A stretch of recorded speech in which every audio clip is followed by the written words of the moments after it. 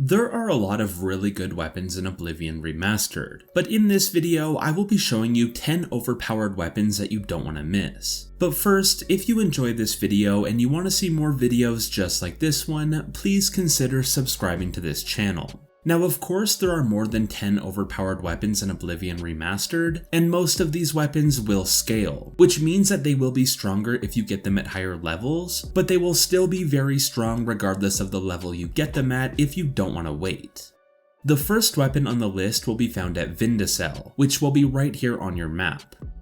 When you get here, head into these ruins and make your way past the traps inside. The first is a pressure plate in the first room that you can jump over, and the second room has a poisonous gas inside of it. And to avoid it, just hug the wall on the left and walk around the gas until you get to the other side. It's pretty easy to get past all of this, but you should also make sure that you're saving your game often just in case. And at the end of this area, you will find the boss Umbra. Now this will be a challenging fight, so if you are a low level, I suggest lowering the difficulty of the game just for this fight to make it a little easier. Or just stock up on arrows and try to kite the boss around the room without getting hit, or try to jump on top of something so Umbra can't reach you and shoot her with arrows. But this fight is actually a little bit easier in the remastered version of the game, so you may be able to just fight her like normal. You just have to keep hitting her as she will constantly be healing herself over time. But once Umbra is dead, you can loot the unique Umbra longsword off of her body. This sword will be extremely powerful due to its high base damage and attack speed, and it will make a lot of the challenging fights very easy. The enchantment on this weapon will make it soul trap any enemy that you hit with it, and if you never complete the quest for this weapon, it will permanently have 0 carry weight. The next weapon on the list will come from the Unfriendly Competition side quest, which you can start by going to the Three Brothers Trade Goods store in the Imperial City Market District, and then you will need to ask Tartulian about Thorinir. After you do this, follow the quest until you reach the part of the quest where you will go into a crypt and fight Agamir. Once Agamir is dead, look for the grave of Caliben, which will be the middle grave on the left side of the room. And here, tucked into the corner near the head of the grave, you will find the Caliben's Grim Retort unique mace. This is a very strong mace weapon because of the enchantment on it, which will absorb 5 strength and 8 blunt from your target and deal 10 frost damage. So it will hit hard, deal extra frost damage, and it will increase your strength and blunt skills, making you hit harder with this weapon. So if you're building your character around blunt weapons and strength, you definitely don't want to miss this weapon. The next overpowered weapon on the list can be found in Anvil. When you get to Anvil, make your way to the docks to the south of the town, and look for Varule, who will be standing on this ship. And she will give you a side quest called the Ghost Ship of Anvil. This quest is pretty simple. All you will need to do is go into the ship that you're on and work your way to the bottom floor of the ship, and then retrieve the crystal ball that will be in this chest. Once you have it, you can give it back to Varule and she will give you the Red Wave unique sword. The enchantment on this weapon will make it drain health from the enemies that you hit with it, which will help a lot when you're fighting enemies that heal themselves or run away from you, because the health draining effect will keep constant pressure on them. It's a very helpful effect to have on a weapon, and I really enjoy using the Red Wave sword. To get the next weapon, we will need to go to Bravil, then go to the Archer's Paradox shop.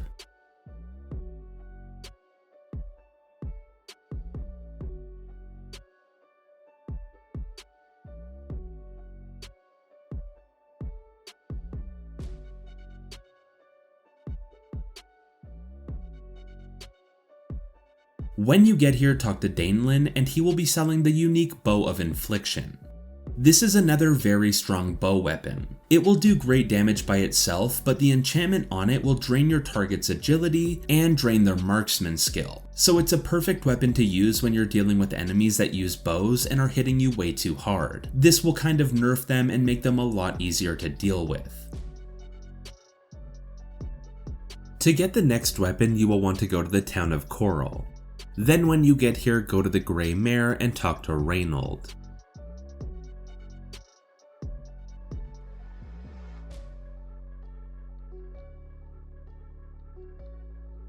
he will give you a side quest called Separated at Birth, which will send you to the town of Shadenhall to find Reynold's long-lost brother. Then they will reunite in Chorrol.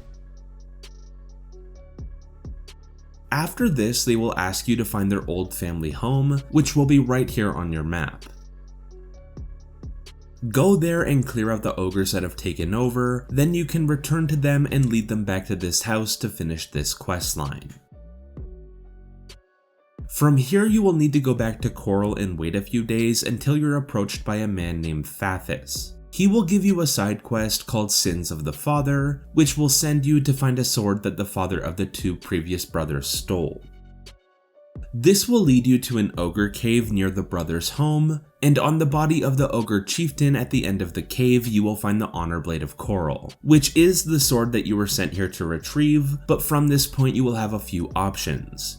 You can either return it to Fathis for 1,000 gold, or bring it to the Countess of Chorrol for a very good unique shield, or you can keep it for yourself until you're ready to give it to either Fathis or the Countess. You will more than likely want to hold onto this sword as it is a very strong weapon, and because of it being a quest item it will have 0 carry weight. So hold on to this sword until you decide what you want to do with it. It's a very strong weapon and it will help you out in the game, and then when you don't want it you can turn it in for the quest to get a different reward.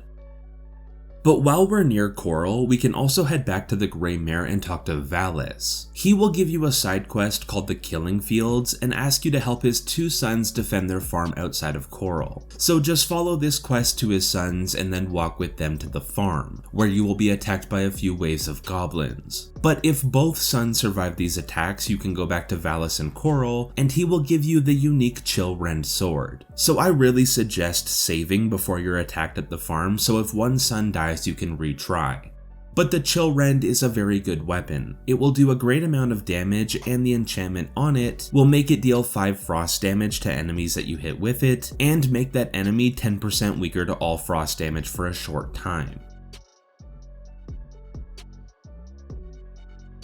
And again, because we're in Chorrol, we can go outside of Chorrol and check to see if there's an Oblivion Gate. If there is, then head inside, but if there isn't, then you will need to go around and enter every Oblivion Gate you come across until you enter an Oblivion Gate that looks exactly like this one on the other side.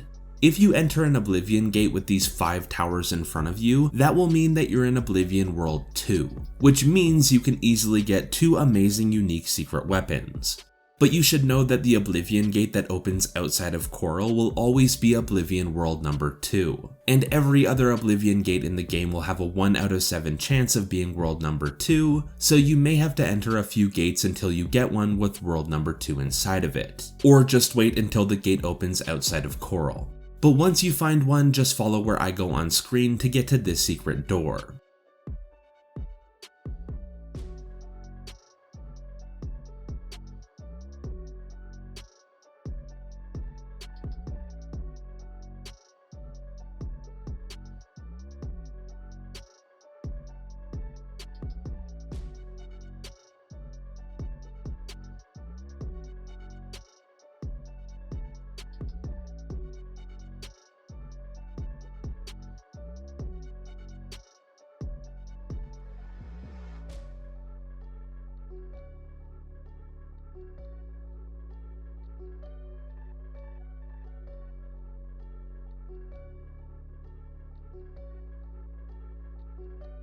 Then run through the cave to get to the Tower of Hatred and take out these 2 Daedra enemies and grab the keys off of their bodies.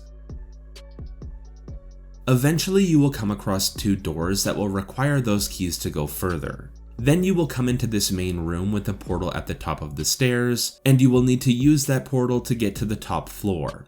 Then you can loot these 2 chests that will be on your left and right. Each chest will have a different unique weapon inside of it. The one on the left will have the Hatred's Heart unique mace, and the one on the right will have the unique Hatred's Soul bow. Both of these weapons will have the same enchantment, which will drain your target's speed and deal fire damage on each hit, but they will both be very good weapons. And they are also re-obtainable, which means if you find another Oblivion Gate that leads to World number 2, you can get higher level versions of these weapons. And the level 19 plus version of the Hatred Soul bow will be one of the best bows in the game.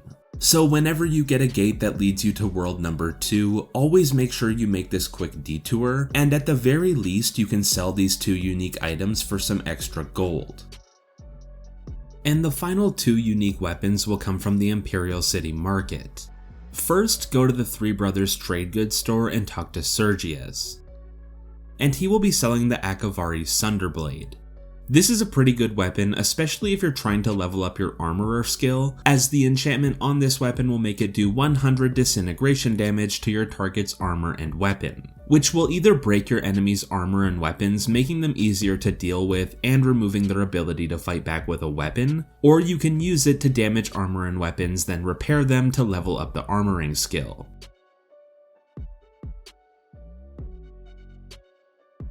And the final weapon on the list will come from the Rendir's staff store in the Market District.